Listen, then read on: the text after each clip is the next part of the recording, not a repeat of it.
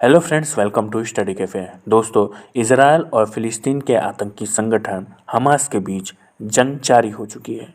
7 अक्टूबर से शुरू हुई इस जंग में मंगलवार तक कुल 1665 लोगों की मौत हो चुकी है।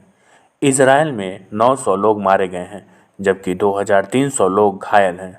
गाजा पट्टी में 765 फिलिस्तीनी मारे गए हैं। इसके अलावा इजराइल की सेना ने अपने क्षेत्र में 1500 आतंकियों को मार गिराया है।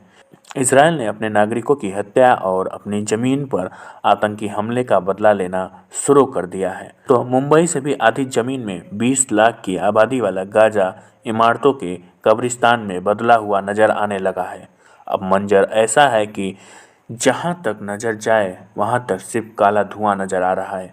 इजराइल के रॉकेट से खत्म हो चुका गाजा देखकर आपके मन में एक सवाल ही होगा कि ऐसा क्यों हो रहा है।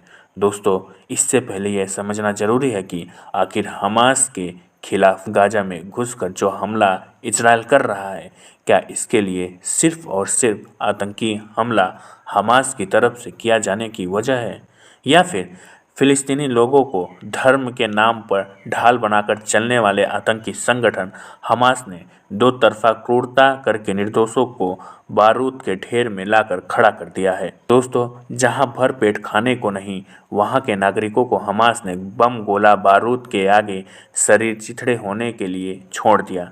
दोस्तों, जहां लोगों के पास ना नौकरी है ना परिवार पालने का पैसा है, उन्हें हमास के आतंकियों ने आतंक की चक्की में धून की तरह पीसे जाने के लिए छोड़ दिया है। एक के बाद एक रॉकेट गिरता है। गाजा में गिरते हर रॉकेट के साथ एक बिल्डिंग धरती है, कई जिंदगियां खत्म होती हैं। गाजा से जो टेरर गेम हमास ने शुरू किया, उसे बस अब इजराइल खत्म करने में जुटा है। इजराइल के प्रधानमंत्री बेंजामिन नेतन्याहू ने साफ कर दिया है कि इजराइल रुकने वाला नहीं है, लेकिन 4 दिन में 5000 रॉकेट से छलनी होते गाजा को हमास के आतंकी अब और मुश्किल में डालने में जुटे हैं। दोस्तों, बता दें कि गाजा पट्टी में जो कुछ अभी हो रहा है, उसकी वजह हमास और हमास के साथ देने वाले आतंकवादी ही हैं। जैसे अब लेबनान के संगठन हिजबुल्लाह ने अमेरिका तक को धमकी दी है, जो कहता है कि अगर अमेरिका ने सीधे तौर पर जंग में दखल दिया तो मिडिल ईस्ट में अमेरिकी ठिकानों पर हमला कर देगा। लेबनान का आतंकी संगठन धमकी देता है कि फिलिस्तीनी को यूक्रेन न समझें। बता दें कि यूक्रेन 2022 से युद्ध के मैदान में बदला हुआ है। हालांकि गाजा तो इतना भी बड़ा नहीं है कि वो इजराइल और उसके समर्थन में खड़े दुनिया के बड़े देशों के बम गोले रॉकेट को झेल पाएगा।